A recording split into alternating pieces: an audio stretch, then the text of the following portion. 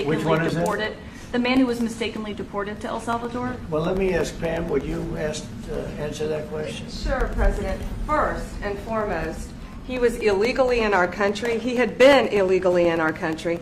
And in 2019, two courts, an immigration court and an appellate immigration court, ruled that he was a member of MS-13 and he was illegally in our country. Right now, it was additional paperwork had needed to be done.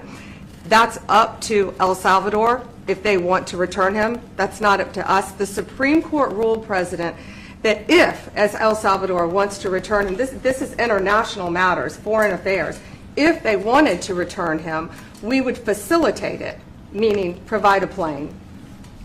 So will you return him? And you are doing a great job. Thank you. Wait a minute. Can you just also respond to that question? Because, you know, it's asked by CNN, and they always ask it with a slant, because they're totally slanted because they don't know what's happening. That's why nobody's watching them. But would you answer that question also, please? Yes, gladly. So, as Pam mentioned, there's an illegal alien from El Salvador. So, with respect to you, he's a citizen of El Salvador.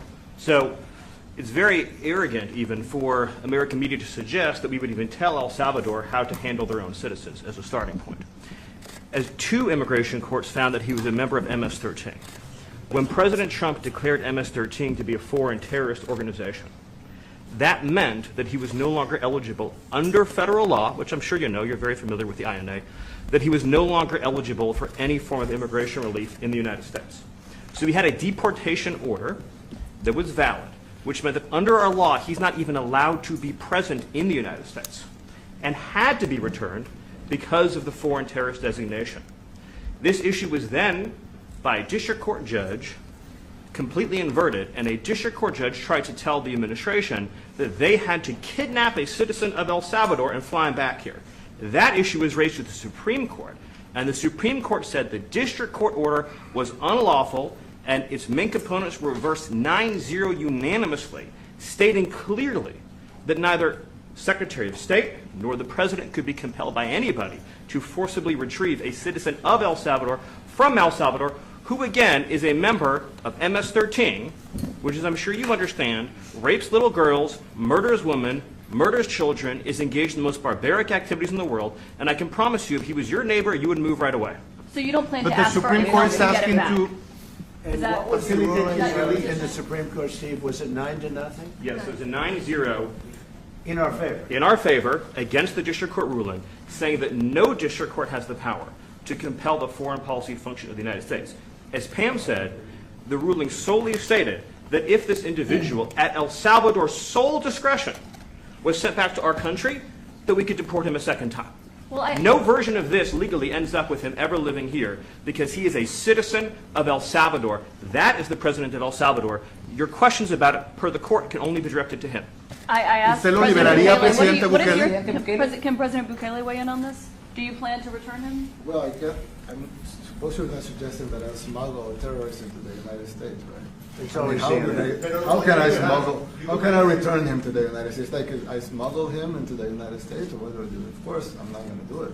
It's like, the question is preposterous. How can I smuggle a terrorist into the United States? I don't have the power to return him to the United States. but you can release him inside El Salvador. Yeah, but I'm not releasing, we're not very fond of releasing terrorists into our country. We just turned the murder capital of the world into the safest country of the Western Hemisphere, and you want us to go back into releasing criminals so we can go back to being the murder capital of the world? No, that's not going to happen.